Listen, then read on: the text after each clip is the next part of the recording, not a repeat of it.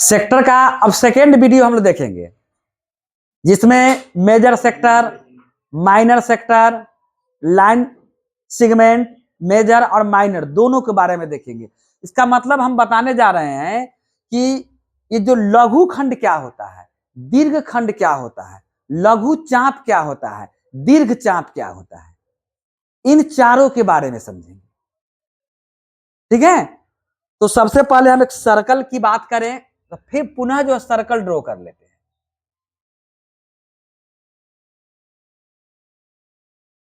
ये जो हेडिंग जो होगा मेरा खास करके, वो देखिए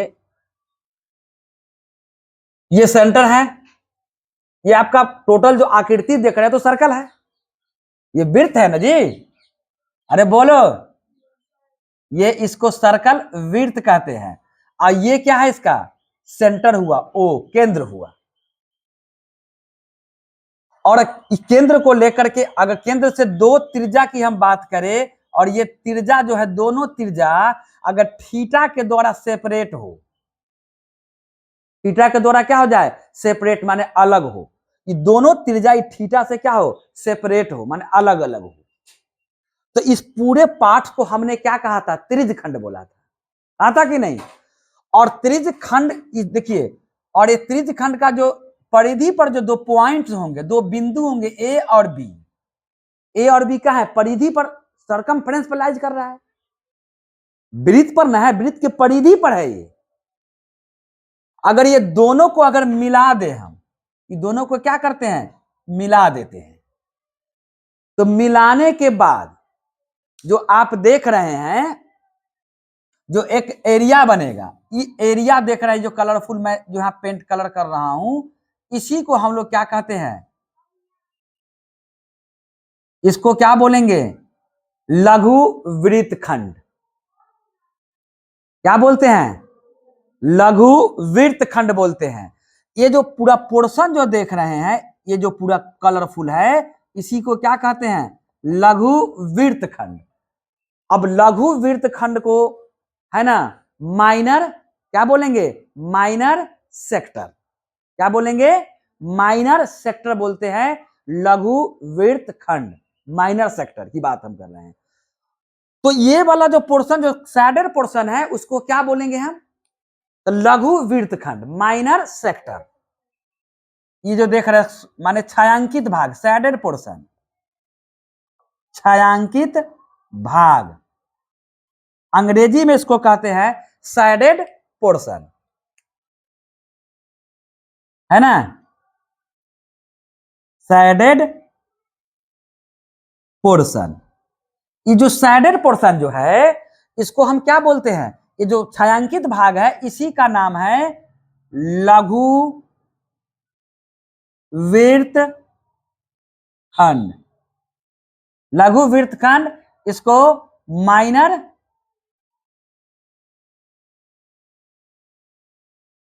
सेक्टर बोलेंगे। क्या बोलेंगे, सेक्टर के नाम से जानते हैं, इस बात को ध्यान रखना।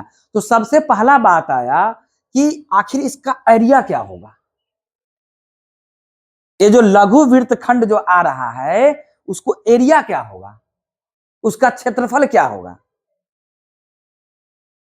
तो इसको निकालने के लिए सबसे पहले हमें बात करनी है कि अगर हम ये पूरा जो त्रिज्या खंड का क्षेत्रफल है, जो एरिया ऑफ सेक्टर है, वो तो पहले जानकारी रखना होगा।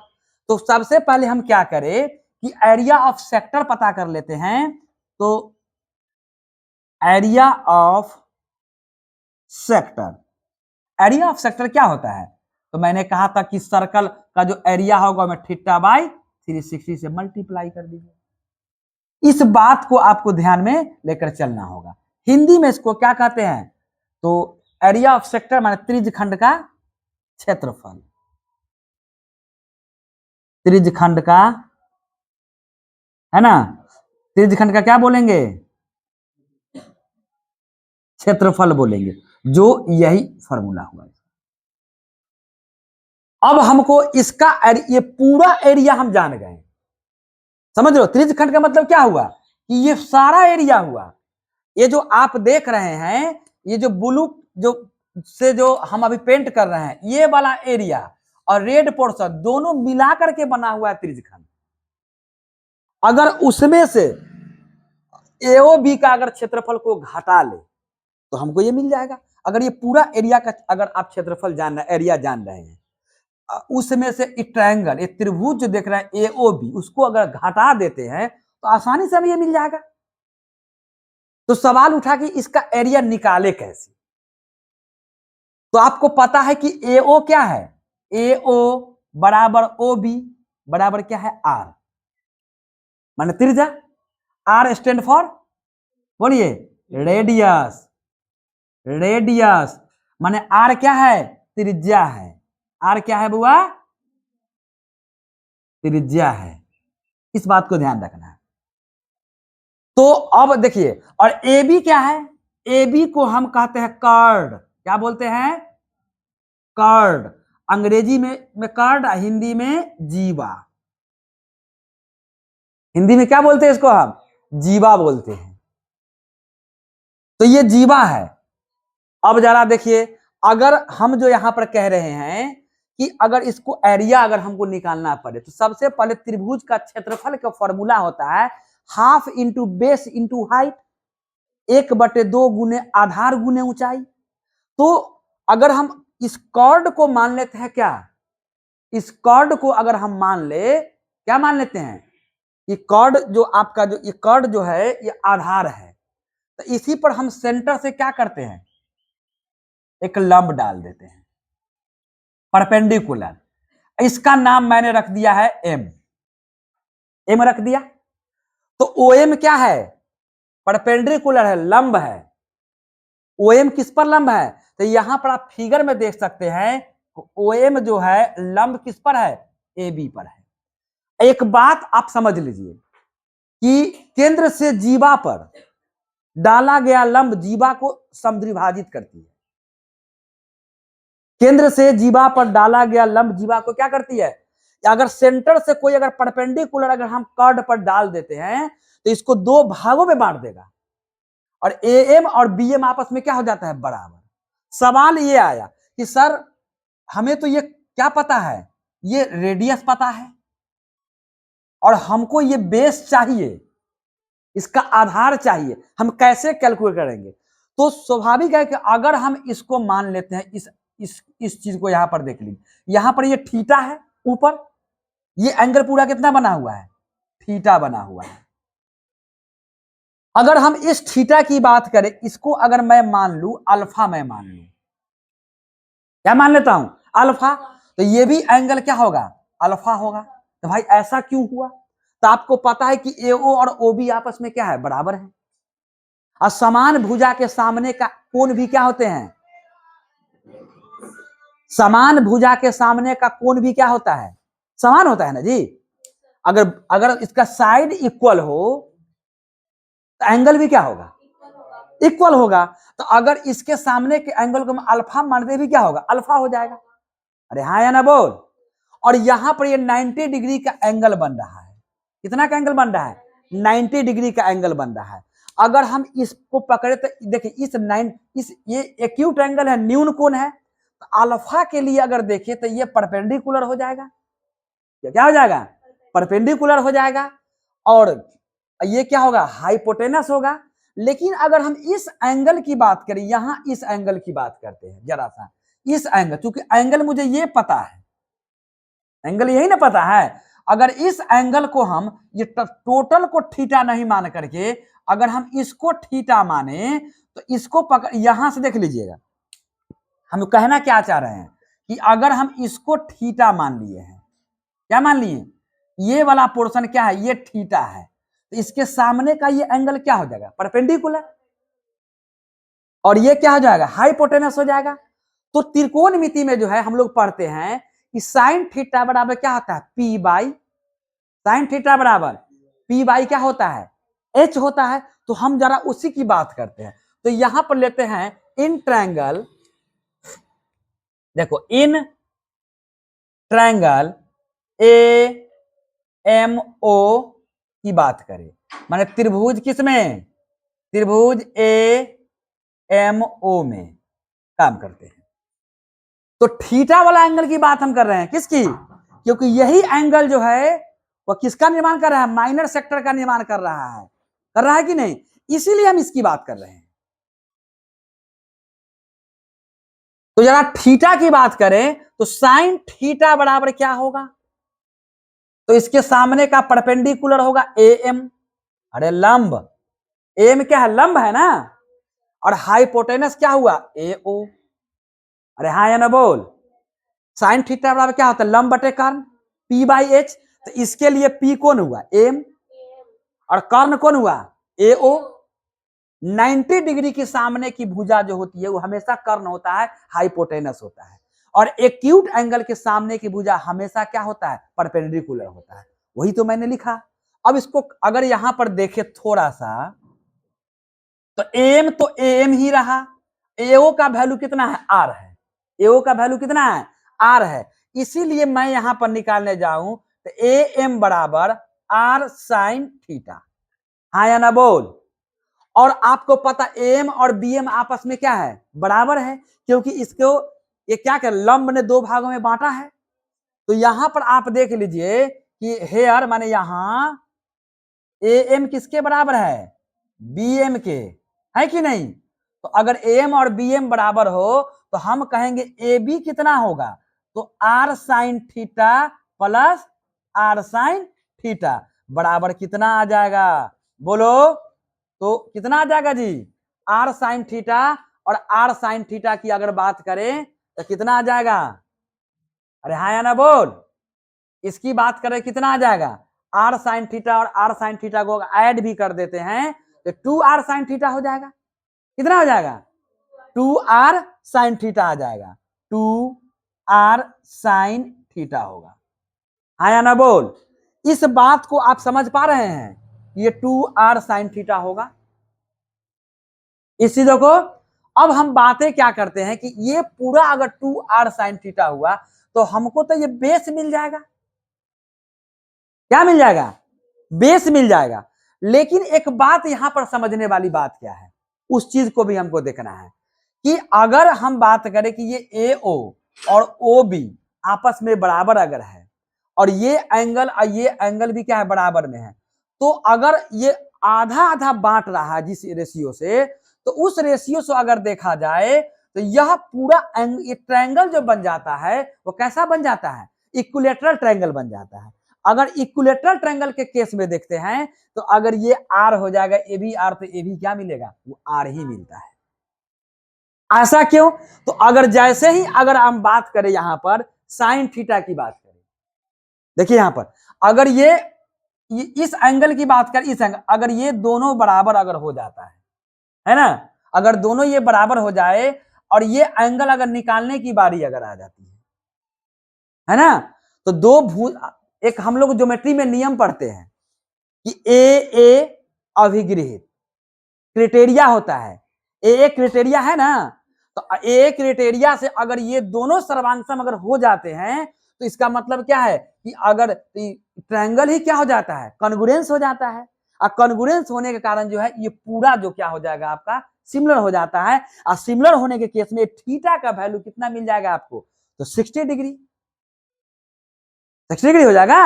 अरे इसकी बात करें यहां से लेकर के चले यहां पर, तो अगर ये 60 डिग्री हो जाता है, 60 60 60, तो ये तो क्या मिल जाएगा?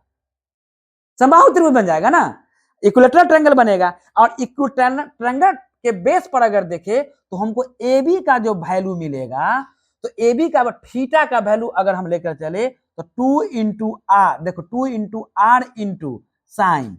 और हम लोग जानते हैं कि साइन 30 का वैल्यू कितना होता है? हमने इसको पूरा थीटा माना था, तो उसका मतलब ये अगर 60 हुआ तो हाफ है ना होगा, तो 30 ना आ जाएगा। ये पूरा मैंने क्या माना था? ये पूरा थीटा था, लेकिन हाफ को लेकर अगर थीटा चले हैं, इसका मतलब है कि इसका हाफ एंगल अगर ये 60 है तो 30 हो जाएगा। वो तो ऑलरेडी 30 होगा, तो अगर 30 डिग्री को डाल देते हैं तो 2 इंटू आर इंटू साइन 30 का वैल्यू कितना होता है? 1/2। 2 से 2 कट करके आर हो जाएगा। ए बी को हम क्या मान सकते हैं? आर। तो अब तो इस केस पर आप देखिएगा तो ये भी आर हो गया, ए भी आर, ये भी आर, ये पूरा त्रिभुज कैसा बन गया? कैसा बन गया? समबाहु त्रिभुज बन गया, इक्विलैटरल ट्रायंगल बन गया। अब तो हमने ए बी निकाल लिया।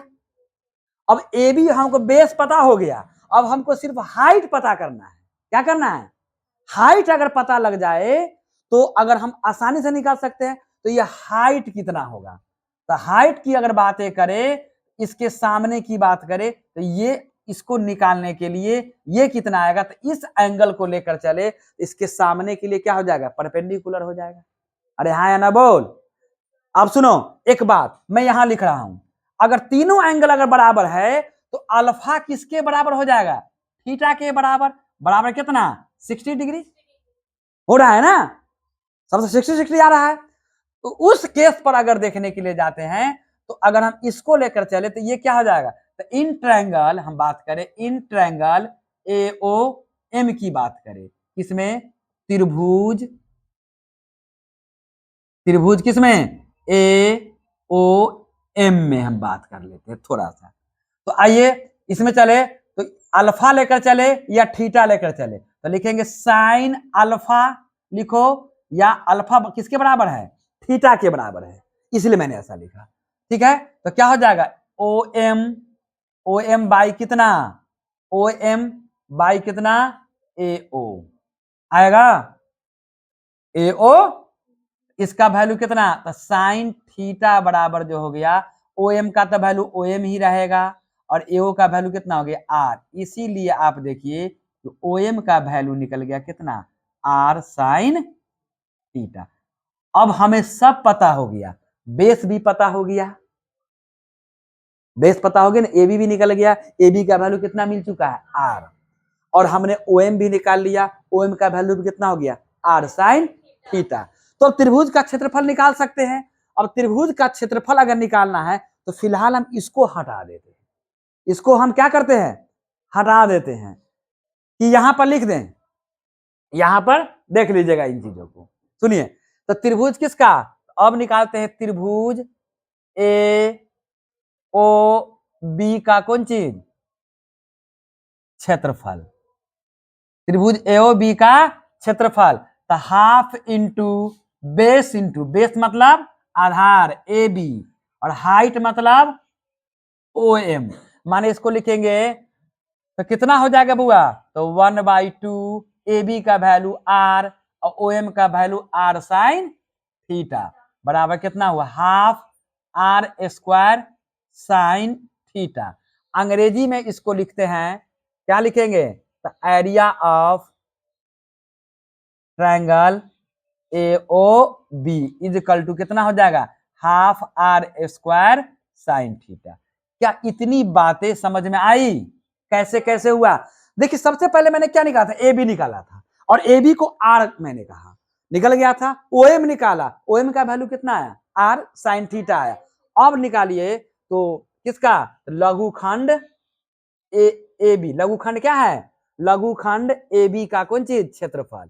तो लघुखंड, लघुखंड ना, लघुखंड का क्षेत्रफल, तो क्या निकालेंगे? लघुखंड का क्षेत्रफल हो जाएगा तो त्रिज्यखंड, त्रिज्यखंड है ना, त्रिज्यखंड का क्षेत्रफल माइनस त्रिभुज, त्रिभुज का कौन चीज? क्षेत्रफल बराबर कितना हो जाएगा? तो इसका था pi R square into theta बटे 360 डिग्री, माइनस इसका आया half are square sine theta. इसमें से कुछ कॉमन निकाल सकते हैं कि नहीं? आसानी से निकाली जा सकती है। आर स्क्वायर मैं कॉमन निकाल दूं तो क्या बन जाएगा? तो पाई थीटा बटे 360 डिग्री माइनस 1/2 साइन थीटा। ये आपका क्या हुआ? अंग्रेजी में इसको क्या कहेंगे? तो एरिया ऑफ माइनर सेक्टर। इसको अंग्रेजी में क्या बोलेंगे? Area of minor sector. तो ये फॉर्मूला बना, तो क्या हुआ? लघु वृत्तखंड का क्षेत्रफल क्या आया? है ना, या लघु वृत्तखंड को ही हम क्या कहते हैं? लघु खंड भी कहते हैं। माने एरिया ऑफ माइनर सेक्टर जो देख रहे हैं इसी को लघु वृत्तखंड कहिए या सिर्फ लघु खंड कहिए, दोनों एक ही चीज है। और लघु यही है बीच वाला, यही पोर्शन है। इतनी सारी जो बातें हुई है सिर्फ इस फॉर्मूला के लिए आया कि लघु खंड का क्षेत्रफल जो हो जाएगा R square into pi theta बटे 360 degree minus half sine theta. ये जो आप देख रहे हैं ये लघु, ये जो फॉर्मूला जो आप देख रहे हैं ये किसका है? इसको हम कहते हैं एरिया ऑफ माइनर सेक्टर, लघु वृत्त खंड का क्षेत्रफल या वृत्त खंड का क्षेत्रफल। Area of sector, area of sector यहां लिखा हुआ भी है, ठीक है। तो इस तरह से जो है मैंने सिर्फ लघु खंड के बारे में, माइनर सेक्टर के बारे में इतनी सारी जानकारी आप लोगों तक शेयर किया, ठीक है। अब नेक्स्ट जो है हम लोग बात करेंगे, है ना, मेजर सेक्टर की बात करेंगे। दीर्घ वृत्तखंड का क्षेत्रफल क्या होता है।